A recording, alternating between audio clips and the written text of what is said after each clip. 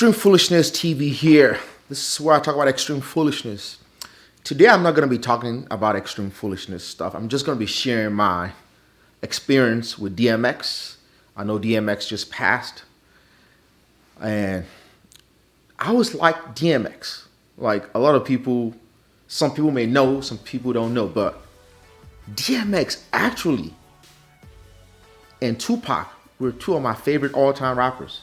Are two of my favorite all-time rappers. Tupac was, first of all, the first rapper I really liked. When I mean like a rapper I could say I was a fan of. I bought all his albums that I could buy then. Anytime his album came out, I bought them. I listened to his songs. I was a fan of Tupac. When Tupac passed, it was like I missed somebody that I knew. But after Tupac passed, DMX came out. At that time, it felt like DMX was the reincarnation of Tupac. I don't know. It just felt like after Tupac died, Jay-Z became popular because a lot of this, rappers like Jay-Z was not that popular when Tupac alive. He was popular, but he was not like the top rapper when Tupac was alive. It was Tupac and Biggie, but I'll say, you know what? Tupac was number one. But when Tupac passed, Jay-Z also became popular. But I never liked Jay-Z. Like, people who know me know that I'll listen to some of his music, but I never really liked Jay-Z. For some reason, I could not connect with Jay-Z. To this day, I'm not a fan of Jay-Z. If you pay for me to have front seat sitting next door to Jay-Z, I would not go. I do not like Jay-Z. For whatever reason, I just don't connect with his music and his personality. He just looked like a fake. That's just my personal opinion. But I gravitated towards DMX. I really like DMX. He came out very real. I liked his lyrics. It seemed like his songs mimicked his lifestyle. And him, he liked dogs. I always grew up with dogs. I love dogs. To this day, I love dogs. He loved dogs. There was just something about his music that I connected with. When I was younger, I'll post a picture. Tupac and DMX were the only two rappers that I had their posters on my wall. I'll post a picture. I'm going to find a picture. If I find it, I'll post it. If I can't find it. But Tupac and DMX are the only two rappers ever that I've ever posted on my wall. Of any artist in general. I have never posted any other artist on my wall. When I was younger, I had a poster of Tupac and a poster of DMX on my wall. So I remember in '98, I was still a student at Columbus State University. I was a chemistry major. So my cousin was a professor at City College in New York. So I was able to get into a program that was at City College in New York. City College of New York is in somewhere, I think 134th Street, 138. Don't take my word, but it was somewhere in New York. So I spent the summer of '98 in City College, New York, because I remember that summer very well. My accommodation was at a place called the International House. It was down the street from Harlem. It was somewhere from Harlem. I didn't have a car. You didn't need a car in New York, obviously. You don't need a car. But I used to walk to 125th Street. Then I used to walk to City College. I think I took the train to City College or walked sometimes, but it wasn't that far. I'll go to 134th Street. Was it 138? Whatever. But I know 125th Street, Harlem. That was when Harlem was Harlem before it became gentrified, the real Harlem. Now it's all gentrified because I went to Harlem last year or 2 years ago. No, 2 years ago. It's completely different. It was not like that back in the days.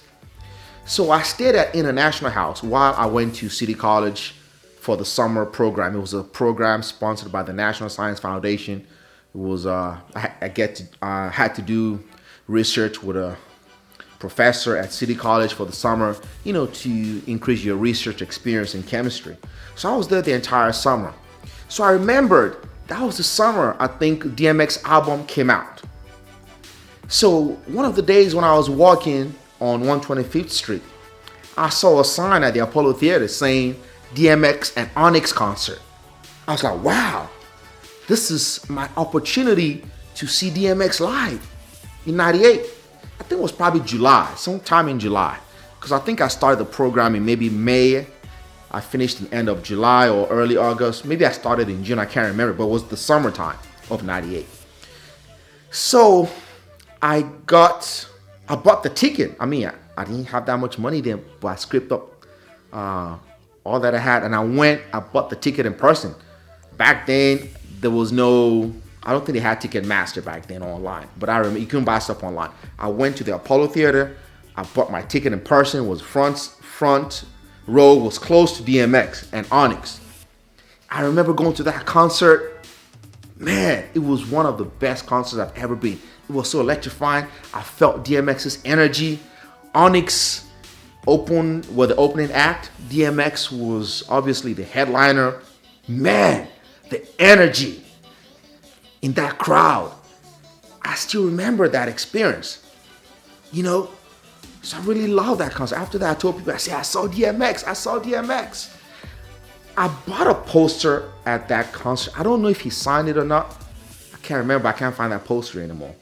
But I remember I tried to get it signed. I think you had to wait in line to get it signed. I tried to get it signed then, but anyway. And people know me, I'm not the type that I really gotta like an artist to do all that. So I bought the poster. And again, I told you I put the poster of DMX and Tupac on my wall. So I remember that year, that summer of 98, when I was walking on Harlem on some day, they had an artist. People were calling folks, hey, can you come buy this guy's album? He's going to sign your album if you buy the album.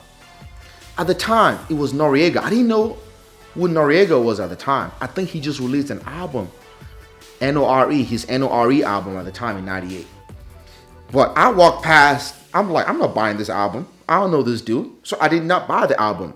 Even though later on when I went back to college, when I went back to school after the program, Noriega started becoming popular. I still like the song, but not really that much of a fan of Noriega like I was a fan of DMX. But, I really like DMX. And, may his soul rest in peace.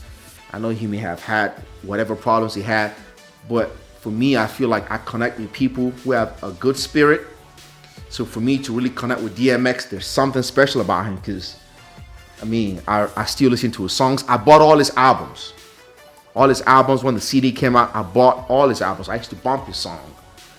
And again, I told you guys, I put his poster on my wall and Tupac. Those are the only two artists I've ever put on my wall till this day. No other artists, not even Bob Marley, not even none of that stuff. I put Tupac and DMX on my wall. And to me, that says a lot about DMX, at least to me, that I was able to connect with his song that much.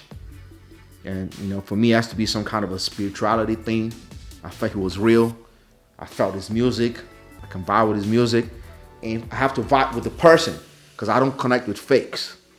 So he was a real one, a real Rough Rider. So, rest in peace, DMX.